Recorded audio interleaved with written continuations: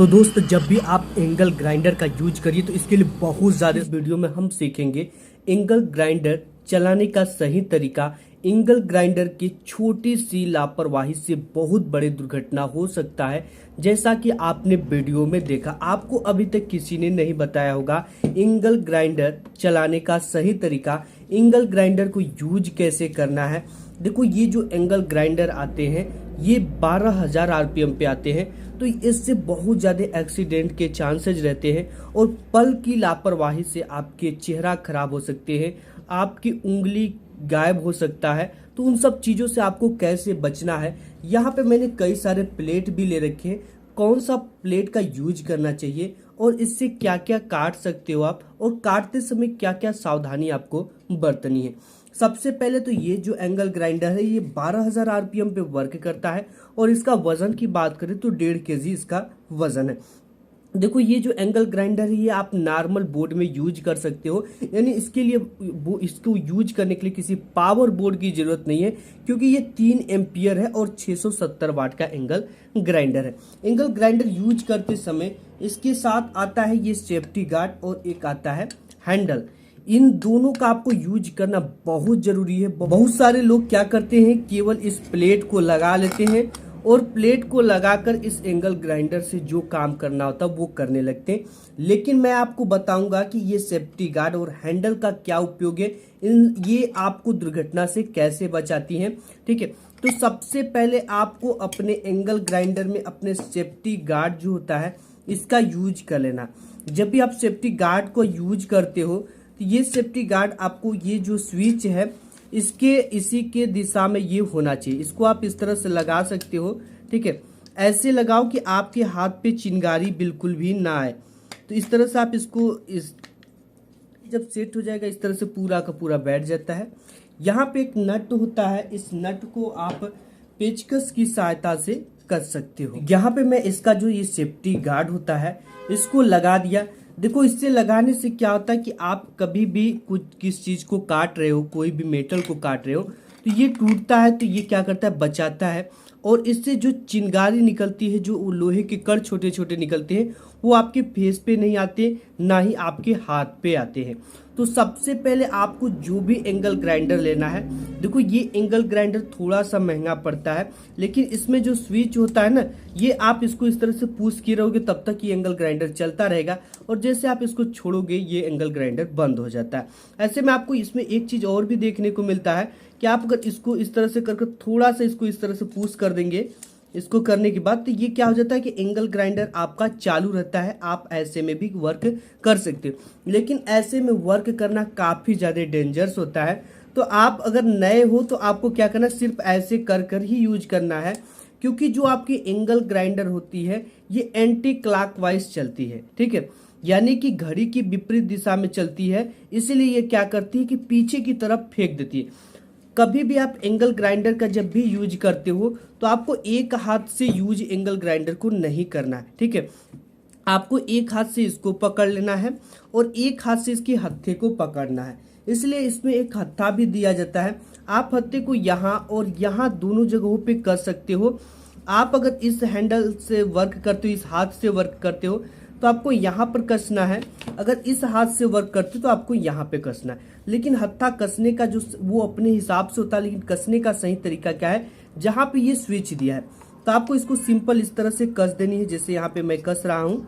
और आप जिस भी मेटल को काटते हो तो आपका एक हाथ यहाँ पे होना चाहिए और एक हाथ यहाँ पे होना चाहिए। तभी देखो, जब तक आपको इस पे जो पकड़ है आपकी मजबूत होनी चाहिए, क्योंकि जो एंगल ग्राइंडर होता है बहुत तेज झटका देता है कभी कभी ये, क्योंकि मैंने बताया ये जो मूवमेंट करता है इस साइड में मूवमेंट करता है। ठीक है, इसलिए आपको बहुत तेज बैक देता है। तो आप जब भी आए तो पूरी पकड़ के साथ इस हत्थे को लगाकर इस तरह से कट करें।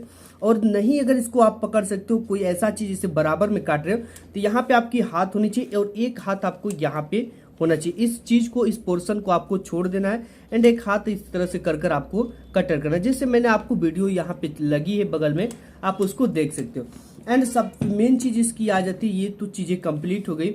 अब यहाँ पे जो ये आप डिस्क लेते हो, ये डिस्क लेते समय आप बहुत बड़ी गलती कर देते हो। क्या गलती करते हो, देखो ये डिस्क जो है ये 4 इंच का डिस्क इसमें वर्क करता है।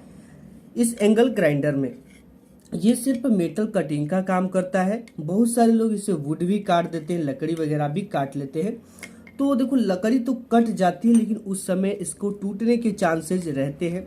ये देखो मैंने लकड़ी से काटा है, ठीक है, और ये पूरा का पूरा जलने लगता है लकड़ी काटते समय। तो आपको ऐसी गलती नहीं करना है। इसकी टूटने की भी चांसेस रहते हैं, इसके टुकड़े टूटकर आपकी आंखों में या कहीं भी लग सकते हैं। तो ऐसी गलती आपको नहीं करना है। देखो यहाँ पे मैंने कई कंपनी की प्लेट भी ले रखा है, डिस्क ले रखा है ये। तो इस डिस्क को कई तरह के कंपनी के लेने की क्या जरूरत पड़ी और आपको लेते समय क्या देखना है। सबसे पहले तो ये जो आपका एंगल ग्राइंडर है ये 12,000 13,000 आरपीएम। आप ध्यान दोगे कि जो ये एंगल ग्राइंडर है ये 12,000 आरपीएम पे वर्क करता है, ठीक है। तो आपको यही चीजें देखना है कि जब ये 12,000 आरपीएम पे वर्क कर रहा है तो इसमें जो भी आपका ये लगेगा, ठीक है, जो भी आपका प्लेट लगेगा वो कितने आरपीएम से होना चाहिए, 12,000 आरपीएम से ज्यादा की होना चाहिए। जैसे यहाँ पे मैंने डिस्क ले रखा है, ये डिस्क ले रखा है। दोनों में हम अनुभव आपको बताएंगे कि कैसी आपको डिस्क देख कर लेनी। ये 4 इंच की डिस्क है और अगर आप इस पे आरपीएम की बात करेंगे तो 15,200 आरपीएम पे ये वर्क करता है। और ये जो एक डिस्क है हमारे यहाँ टाटा एग्रीको का, ठीक है, इसका मैंने ऑलरेडी यूज किया है और यहाँ पे हमारे पास इसका और भी है बाकी बचा हुआ। देखो इसमें क्या आपको अच्छा पड़ेगा, ये 14,500 आरपीएम पे वर्क करता है। तो देखिए जब भी आप डिस्क लीजिए तो यहाँ पे देखो ये 14,500 आरपीएम है, ये 15,200 आरपीएम है और यहाँ पे एक डिस्क हमारे पास है जो कि 15,300 आरपीएम का है, ठीक है। बट ये जो प्लेट है इसको मैंने यूज किया, जैसे यूज किया तो यहाँ पे आप देख सकते हो कि ये कट कट कर टूटने लगा, ठीक है। आरपीएम तो अधिक है बट इस प्लेट की क्वालिटी अच्छी नहीं है, ठीक है। क्यों अच्छी नहीं है, क्योंकि ये आप जो धागा इसमें लगता है तो धागे की आप दूरी देख सकते हो, ये काफी ज्यादा दूरी है। अगर इस प्लेट की बात करें तो ये भी प्लेट रिजल्ट जो है अच्छा दिया और इसमें जो धागे की दूरी है वो बहुत कम है, ठीक है, इसकी अपेक्षा कम है। तो देखो जब धागा नजदीक नजदीक रहेगा तो ये मजबूत रहेगा, जब धागा दूर दूर रहेगा तो इसकी मजबूती कम रहेगी। इस चीज को देखना है। और ये टाटा एग्रीको का है, इसमें भी धागा काफी ज्यादा नजदीक है, ठीक है, पता ही नहीं चलता इतना ज्यादा नजदीक है। तो हमने इस प्लेट का यूज किया जो कि ग्रीन कलर में आता है, इसका रिजल्ट काफी अच्छा था, ठीक है। इससे मैंने बहुत ज्यादा सरिया काटा जैसा आपने वीडियो में देख रहे हो, ठीक है। इसके बाद इस प्लेट को लगाने का सही तरीका क्या है, बहुत सारे लोग इस प्लेट को गलत तरीके से यूज करते हैं। कोई लोग प्लेट को इस तरह से डाल लेता है, जबकि प्लेट को यूज करने का सही तरीका देखो, इसके साथ आपको 2 ठो, ये एक जाम नट और एक इस तरह का नट आता है, ठीक है। सबसे पहले ये आप जो साइड देख रहे हो ये नीचे की साइड में होता है, क्योंकि ये इसका ये आकार बनाता है, इसमें जाकर खपक जाता है, ठीक है, यानी बिल्कुल सेट हो जाता है इस तरह से, ये सेट हो गया। अब इसके बाद आप जब भी ये डिस्क का यूज कर रहे हो तो ये जिसपे आप प्रचार छपा हुआ है, जिसपे लिखा है, जिसपे कंपनी की ब्रांडिंग की गई है, ये चीजें हर समय बाहर की ओर होना चाहिए, ठीक है, और अंदर की ओर ये चीजें धागा वाला दिखना चाहिए। और ये नट है, इसका यूज कैसे करना है, ठीक है। देखो अलग अलग डिस्क के लिए इस नट का भी यूज अलग अलग तरीके से किया जाता है। तो अगर आप इस डिस्क के लिए कर रहे हो तो इस नट का यूज आपको सिंपल इस तरह से नहीं, इस तरह से करनी है, ठीक है। यहाँ पे मैं आपको दिखा दूं कि इस तरह से करनी है।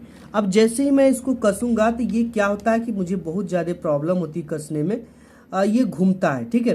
तो इसको देखो घूमने से बचने के लिए आपको क्या करना है, इस तरह से हम कसेंगे तो ये घूमेगा। तो यहाँ पे आपको देता है इसको कसने के लिए एक रिंच जो कि कंपनी खुद देती है। और जब आप इसको पलट कर देखोगे तो यहाँ पे एक नट दिया होता है। देखो ये जो एरो यहाँ पे दिया गया है, एरो देता है कि ये डिस्क जो है इस डायरेक्शन में मूवमेंट करेगी, ठीक है, इस डायरेक्शन में मूवमेंट करेगी, ये एरो का सिंबल है। और इसको रखने का सही तरीका क्या है, देखो अब इसको हम कसेंगे तो ये घूमेगा। तो यहाँ पे एक दिया गया है बटन, ठीक है, आप इसको पूरी तरह से इस तरह से दबा लेना। जैसे आप दबाओगे तो ये जो चीजें है ना ये बिल्कुल जाम हो जाएंगे। अभी ये थोड़ा सा हाथ से कसने लायक है, इसको हम कस लेते हैं, ठीक है। अब इसको जैसे पीछे की बटन को आप दबा लोगे तो ये पूरी तरह से क्या हो जाती है, ये जाम हो जाती है। यहाँ पे हमने नट को पूरी तरह से पकड़ लिया है। अब इसको कितना भी तेज आप कसोगे ये बिल्कुल घूमेगा नहीं, ठीक है। इसको हमने पूरी तरीके से कस दिया, आपको ये पूरी तरह से दबाकर इसको कसना है। एंड आपको यूज करने के बाद मैं आपको बता दूं कि जैसे ही आप यूज करते हो, ठीक है, तो तो इस बटन को कभी भी लॉक कर कर मत यूज करो। अगर आप नए हो तो बिल्कुल भी मत करो, आप ऐसे लगाकर इसका यूज कर सकते हो, ठीक है। क्योंकि ये देखो जो डिस्क होता है ये काफ़ी कमज़ोर होते हैं, अगर आप टेढ़ा सोझा भी काटोगे तो इसको टूटने के चांसेस रहते हैं। देखो इसको यूज करने के लिए आपको इसमें आप ये तो एंगल ग्राइंडर है, ठीक है। ये मेटल कटिंग भी के लिए भी यूज किया जाता है और बहुत सारे लोग इसको लकड़ी काटने के लिए भी यूज करते हैं। लेकिन आपको लकड़ी काटने वाली जो मशीन होती है वो क्लॉकवाइज मूवमेंट करती है और ये एंटी क्लॉकवाइज मूवमेंट करती है। ऐसे में उसका जो दाता रहता है वो फंसने के चांसेस रहते हैं। आप इसका जब भी यूज करो तो अपना एक सेफ्टी चश्मा लगाकर यूज करो। अगर आपके पास हेलमेट है तो हेलमेट को पहन लो, ठीक है, क्योंकि आप उससे एक्सीडेंट से बच सकते हो। हेलमेट पूरी तरह से सुरक्षा करता है।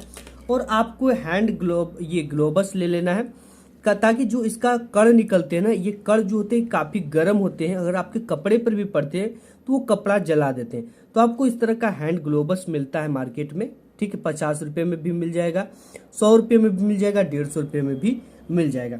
और इसके देखो जब भी आप प्लग लो तो कोशिश आपकी होनी चाहिए कि ये प्लग 3 इन वाला प्लग होना चाहिए, जो कि 3 ठो खोसने वाला देता है। ये हिलता ज़्यादा है, ठीक है।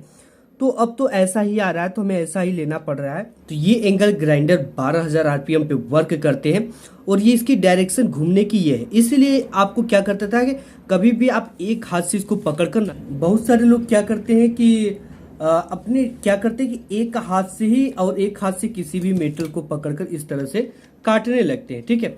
तो देखो आपको वैसी गलती नहीं करना, क्योंकि ये बहुत ज्यादा झटका देता है पीछे की तरफ और फेंक देता है। देखो जब भी आप इसको काटो, इसका यूज करो इन सब टूल्स का, तो आप प्रॉपर जूते पहनकर ही करो, क्योंकि इसकी वजन काफी होती है, 1.5 kg वजन है। अगर पैर पे गिर जाएगा तो आपको चोटिल कर सकता है। अगर आप किसी भी चीज को काट रहे हो तो आपको इस तरह से ऐसे ऐसे करके काटनी है, ठीक है। ये नहीं कि आप उसी जगह रख दिया और ये चल रहा है, ऐसे ऐसे कट कर थोड़ा थोड़ा इसको हिलाना है। अब इसके वाइज अगर इसके घूमने की बात कर ले, ये देख सकते हो आप किस डायरेक्शन में घूमता है, ठीक है। और ये काफ़ी ज़्यादा आवाज़ करता है, इसकी मूवमेंट की दिशा देख सकते हो, इस तरह से ये घूम रहा है। तो कभी कभी ये अगर इस तरह से अगर ये बैक करता है, अगर काटते समय फेंकता है इस तरह से, तो आपको कहीं ना कहीं कट कर सकता है, उंगली कर सकता है, जहाँ लगेगा वहाँ ये कट कर देगा, ठीक है। तो आप इसका यूज करो, चश्मा का यूज करो, हेलमेट है तो हेलमेट पहनकर ही इसका यूज आप करिए। और देखो यहाँ पे ये जो एंगल ग्राइंडर आप इसको चालू कर कर छोड़ दोगे, लाइट आती है तो बहुत बड़ा एक्सीडेंट हो जाता है, एंगल ग्राइंडर अपने आप चालू हो जाता है। लेकिन बोस एंगल ग्राइंडर में ऐसा नहीं है, ठीक है। तो इस तरह से आप प्रॉपर यूज कर सकते हो। इसको रखने के लिए यहाँ पे देख सकते हैं ये स्टैंड दे रखा है, जब भी आप इसको रखो तो इस तरह से आप स्टैंड पर इसको रखेंगे, ठीक है। इस तरह से स्टैंड दिया होता है, ऐसे ही आपको रखना है, उल्टा नहीं रखना है। आज की इस वीडियो में बस इतना है। उम्मीद करता हूँ कि वीडियो आपको पसंद आएगी। पसंद आए तो लाइक करना। मिलूंगा एक नेक्स्ट वीडियो में, तब तक के लिए धन्यवाद।